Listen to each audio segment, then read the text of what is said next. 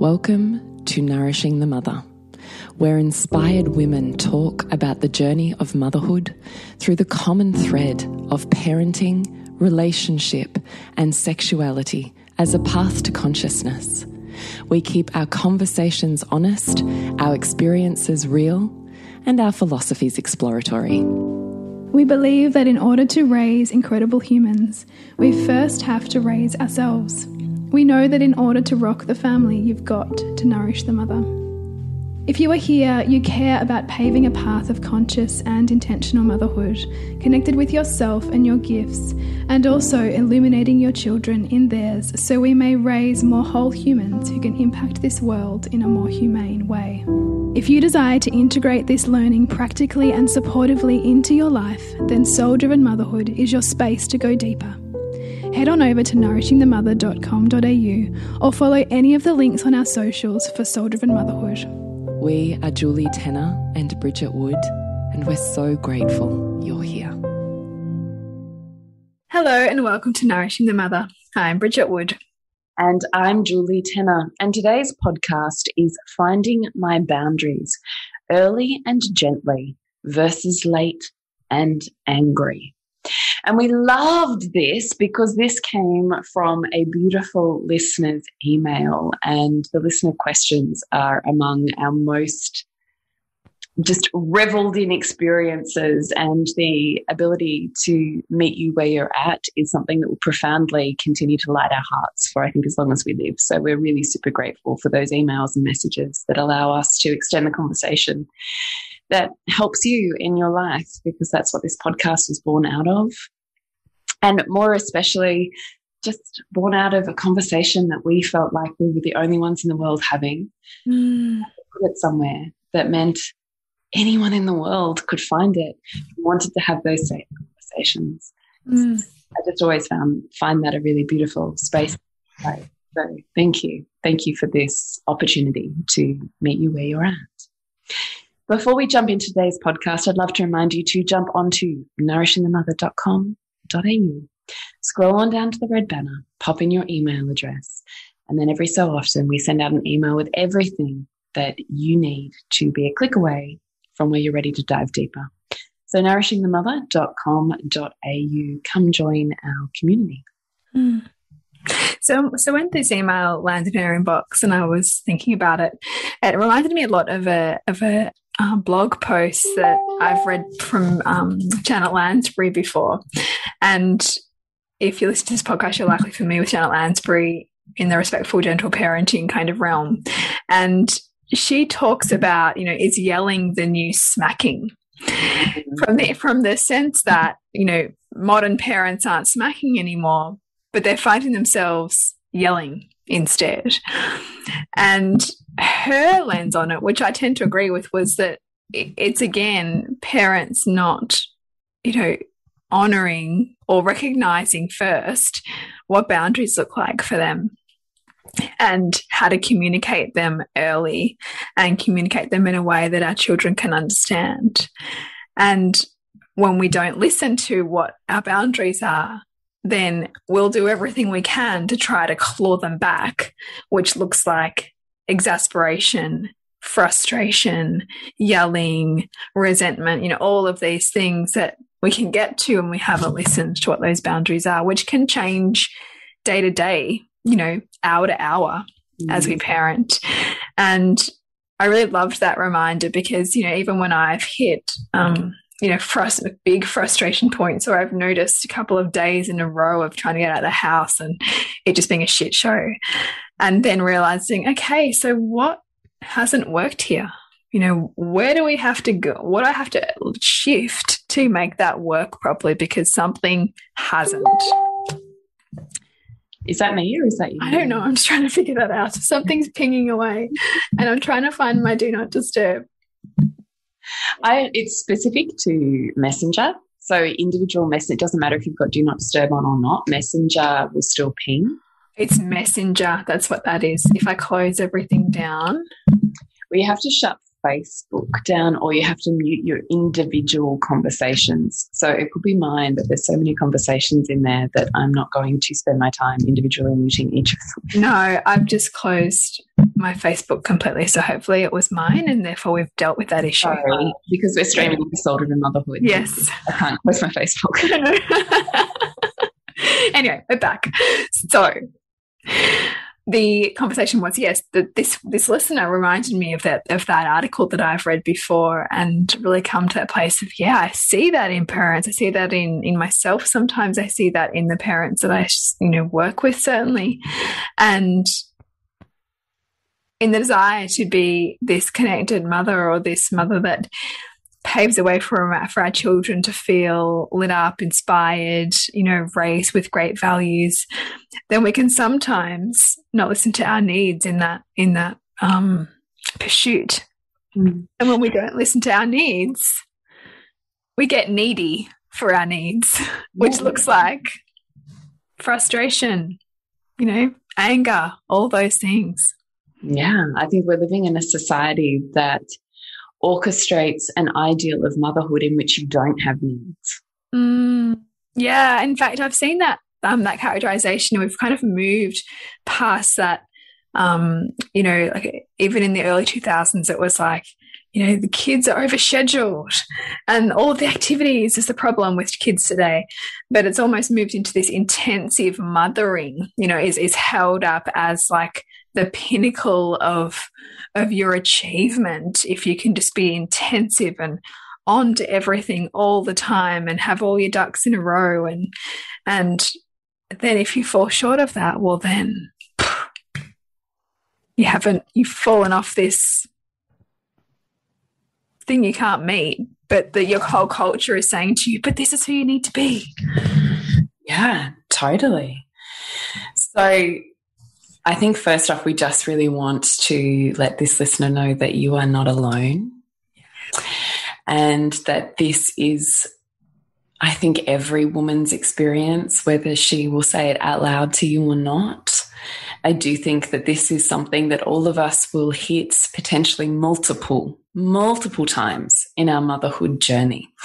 Because the truth is, boundaries, I think we have this idea that if I just got my boundaries right, if I just put them in place and there were these cemented brick walls, that then I'd be fine. But that is such an untruth. And I wish to let you off of the, bandwagon. A illusory path. Yeah, that boundaries are anything that's solid. Boundaries are entirely flexible and movable. They're more like a shoreline than they are a brick wall of a castle. So boundaries, your understanding of your boundaries, your understanding of your needs, will continuously be in change, because you are not a static human. The way that you see the world will continuously shift, and therefore, and ages and stages of your children and your own ages and stages of life, all of these things put in this delicious meeting point of all of the different oceans, and there's different borders and boundaries that meet at those places. So I always think of boundaries as more like the beautiful ecological meeting places where new life is formed. And there's a term, and I wish I could remember it for those exact spaces, and I cannot. But by all means, Google that. But I have these visions in my head of the most beautiful boundaries that I've ever seen across my entire lifetime. And one of those that I hold very dear in my mind when I'm contemplating my own boundaries is when I was a child in England, and we had this beautiful oval in our primary school. And this oval was one of those pristine, it was like a staggered and stacked 3-tier kind of massive playground. And so at the very top was the oval, and it was the most pristine, beautiful, lush, green English countryside grass that you can possibly imagine. And then fringing the entire skirt of that round oval or play space was an English forest. And this English forest, sometimes there would be deer that would wander out onto our playground. And there were trees of the most glorious installation that would have nuts that we would turn into a ball game and throw at each other, or chestnuts that we would pick and take home to roast. And new life and all of these beautiful burgeoning forest animals that you could sit there and just delight in. And I often, in my mind's eye, put myself in exactly that fairy tale, boundaried grassland and forest edge, because it's the meeting of the two where the greatest magic happens. There's the me in the oval, and there's the me in the forest, and there's the meeting of all of us in the middle. And that's more what a boundary is than any type of walled, concreted, bricked, solid fortress. Yeah. So think of the most beautiful and meaningful landscapes for you. The edge of a river that opens into this beautiful wide mouth and meets the ocean. There's a boundary there. There's edges. There's new life. There's life that literally lives only in that meeting point of river and ocean. There's banks that are different. Like, consider all of the ways that boundaries are in flux, and all of the new life that begins there. And I find that more inspiring than defeating, because it means that as I'm moving and growing and changing and reevaluating and learning myself better, because we have this idea that we become adults and we just kind of know ourselves. And it is such folly, because we are here to grow, and every single year we grow in new ways. Sometimes they're bigger leaps than others, but we're always growing. We're always finding out who we are and what we need and how we play and what best nourishes us now in this season of life, which may not be the case in the next season of life. You need something completely different when you're pregnant to what you need when you're a mum of a teenager. So you are always going to be discovering yourself and what is most deeply nourishing and sustaining for you, and nourishing and sustaining for your family and its ecology.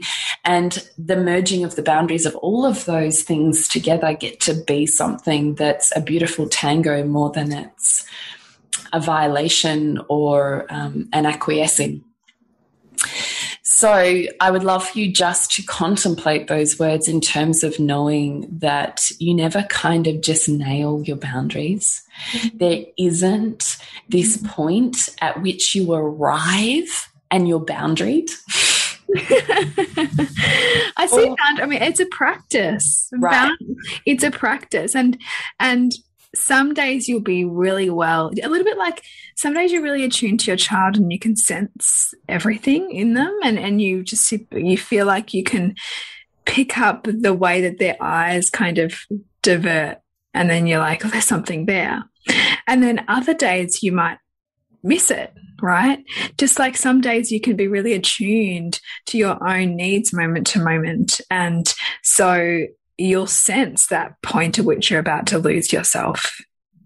And then other days you won't be so attuned to yourself, and it will only be when you find yourself well past where your boundary would have been had you been attuned, that you then go, oh, I missed that. We missed that, like we didn't tune into that ecology and the shifting environment here, like the shifting sands of my needs and your needs and the whole here.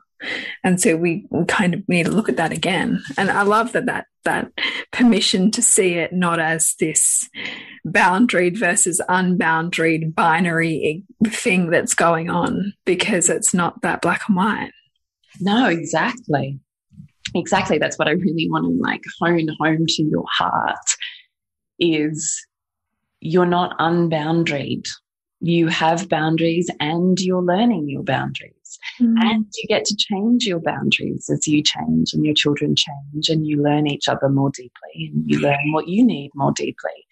And I do think that that's the grace of age, hopefully, is that you're growing in such a way that you learn yourself with a greater clarity and a greater depth, and therefore you're able to attune to what you need with a greater depth. And unfortunately, when you're younger, you're really defined more by an external world than potentially what you are as you age, and you know that power moves further and further inwards.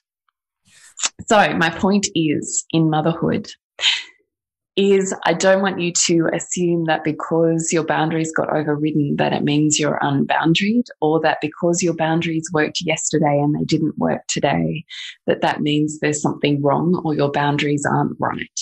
It's more about having a gentle, compassionate heart and a sense of grace in understanding the play that is happening here, the movement and the growth, and taking more of, as Bridget opened this conversation with, a bird's eye view or a stock take or a reconciliation of what is working and what is not right now.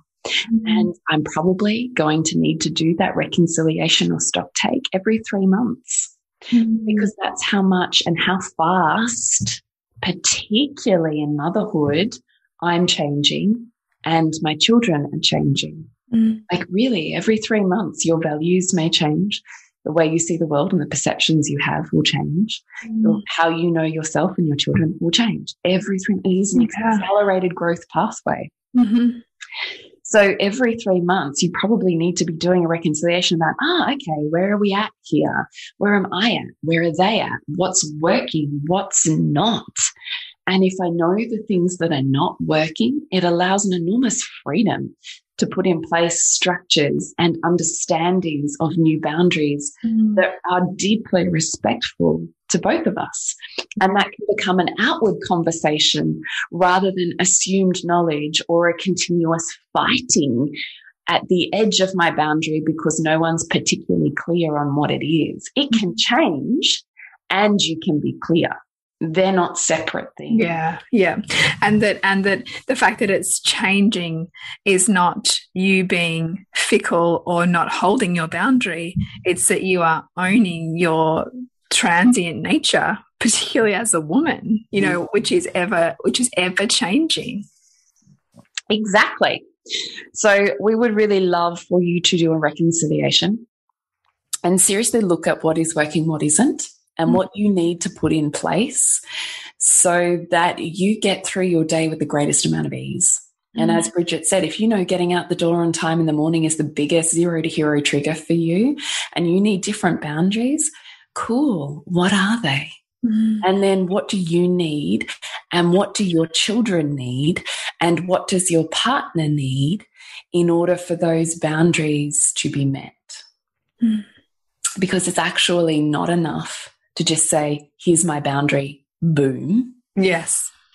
There actually needs to be a deeper level of respect, which is you've been used to functioning this way and there's been part of me that's trained you to this way and now I've changed the game. I want it to go this way. That doesn't mean I'm going to let you flounder and fuck it up and I'll get angry at you every time you fuck it up because I've changed the rules and you don't know what the rules are. I've changed the rules and they're beautiful. They're going to make your experience beautiful and my experience beautiful. What do you need to be able to meet those? And that's how you move forward in an integrated way. That's how boundaries are met, not by anything that's hard and fast and looks like a castle wall. I love that. Bridget, when we started this, that was one of the points we had. The other point that we had when we were ruminating on how we find our boundaries early and gently versus late and angry was that you really check in with how it feels in your body. Yeah, so for me, if I'm noticing that my space in between, say, the request from my child and my reaction to that request, or my like felt body sense of irritation to that request is, you know, like minuscule, then I know that my body is telling me something here and that I am perhaps feeling resentful. I am perhaps registering my children's needs or requests as like an emergency in my body. So it's like my body is already in this like fight or flight place. So I'm not anchored. I don't actually have this space. I don't actually have my bases covered here if I'm in that place. So that's a good spot for me to do a check on myself and ask myself, what's going on here? Because I'm parenting from a place of irritation, or I'm parenting from a place where I'm not across it all, or I don't feel in my body right now. I feel pulled in different directions. And so I need to come back into my body.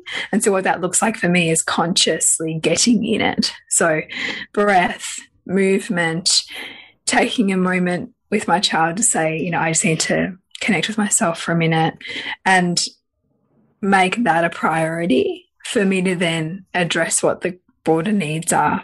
Because if I'm in my head and I'm not spending time in my body, then I'm not present. And so I'm not actually acting the way that I would desire to act with my children.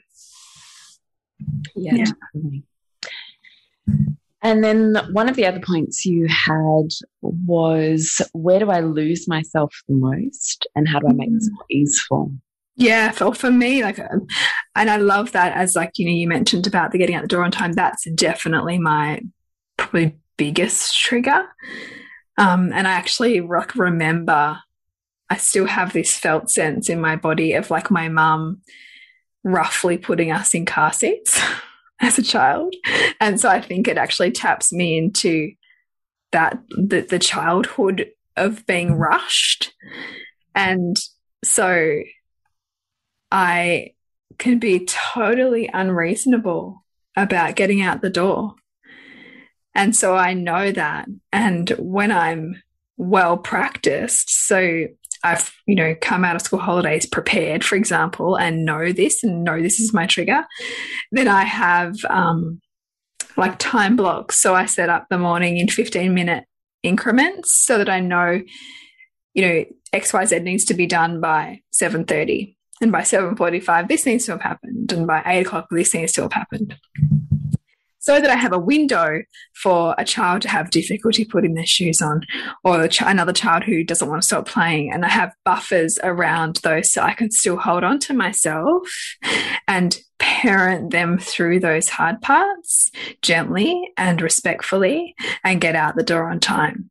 If I haven't set up my morning to meet those, you know, time bands, and then a child, you know, and I'm kind of like down to like, I've got 5 minutes for this, and this ship needs to sail, and no child can have a need outside what I've, like, you know, got for them, then I can really easily lose my center because I've left no room. I've left no spaciousness for us to get where we need to go.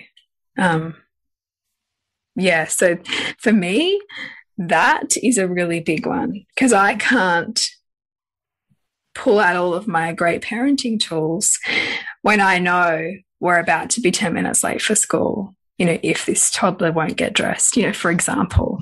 So that's a big one, is knowing what those, I guess, knowing what your kind of kryptonite is and setting yourself up for to succeed through it, right? I really love your structure of 15-minute increments, because for some people you're like, fuck, that sounds like a regiment.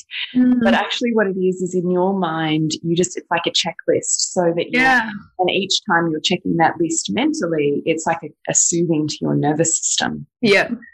Yeah. And even like if for instance, like a morning like this morning, Mondays are our worst in terms of needing to be gone by just after 8, and my husband often isn't here, so it's me with three children, and I knew we were cutting it fine this morning, and so I put music on. I like moved myself to my edge and worked with it, and then as I knew we were cutting it fine and I was going to have to make a choice between what I did first, I thought, I'm going to do everyone getting dressed first, and the last 5 minutes, I'll get myself ready, because I'm much better with myself and not losing it with myself than with a child.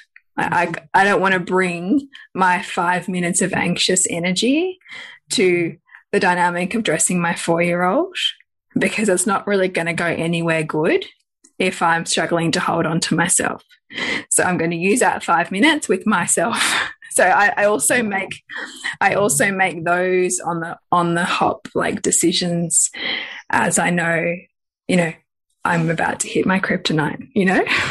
I actually just think that's so wise. I hadn't ever extracted that out into such succinct thinking, but now that you've said it, I'm like, it's freaking genius. It just came to me this morning as I was like making that like way up in my head of what am I going to do next? And it was like, I'm going to do these things first and then save myself for last, which, you know, kind of flips on its head, that whole thing of putting your oxygen mask on first. But actually that was putting my oxygen mask on first, was being in the service first and getting all of, so that I knew that all they had to do was put shoes on and would be in the car, versus me being 100% ready and then having Sylvie not want to stop playing Lego, and then, you know, you can know where it can go from there.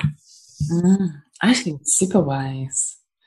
Yeah. The last point that I want to leave you with before we wrap up today is a little bit of a whippy one, because, you know, what is a conversation with me without a little tiny bit of the crone energy? A whippy one? Oh, yeah, okay, sure. Which is this: no one, including your children, takes advantage of you unless you let them. Yeah. There's been many a conversation that I have had in my own head and that I have projectile vomited out onto whoever will listen to my, you know, outrage at injustice. Your tirade. The injustice of all of these people that just take and, you know, and they don't even consider and they don't value and they don't appreciate, and, you know, all of the verbal diarrhea that comes with that. But the truth is,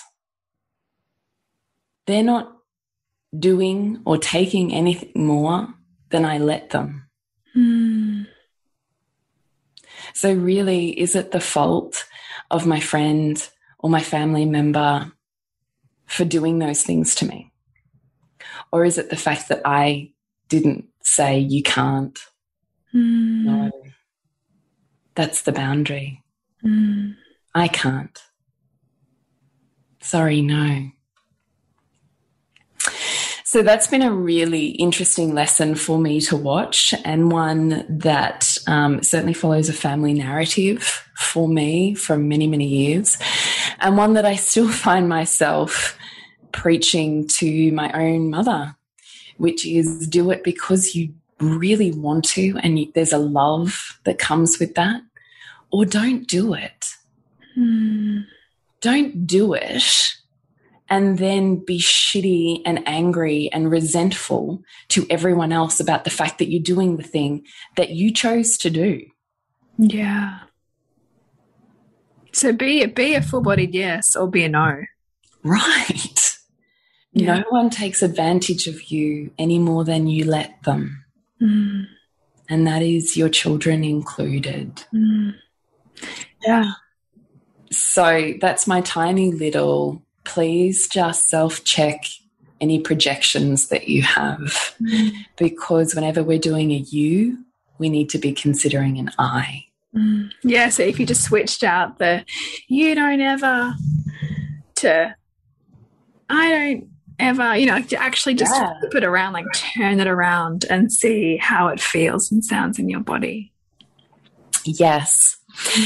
So that is our finding your boundaries early and gently versus late and angry. And we really hope that there is some story medicine in there for you.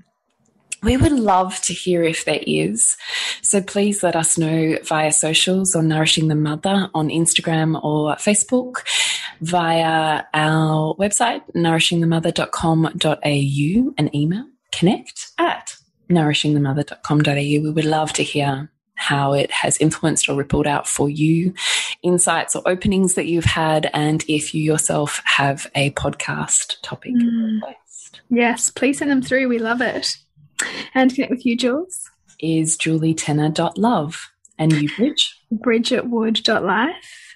And we will see you next week when we continue to peel back the layers on your mothering journey. You just hijacked. I just totally hijacked you. Hang on. What's mine? Do you want to say it that way? I know. You totally can. No, I don't. Let's just break the rules. So hang on. So I say, remember to nourish the woman to rock. How about I say that? Remember to nourish the woman to rock the family. And we'll see you next week when we continue to peel back the layers on your mothering journey. Thank you so much for listening. We literally couldn't do this without you. Please share this podcast with anyone you think it would be medicine for. And if you're ready to ask, in what ways can I show up more fully, live more meaningfully, parent more wholly, and love more unconditionally? How can I mine the wisdom from the experiences of my life and expand into those challenges? Then you're a soul-driven, heart-led mama who's ready for conversations and a community that supports her journey. Come join Soul Driven Motherhood. We'd love to have you. And if you feel like giving back a little to this free content, please rate us on iTunes or Facebook, all of which helps the podcast reach more mamas who need this type of tonic for the soul.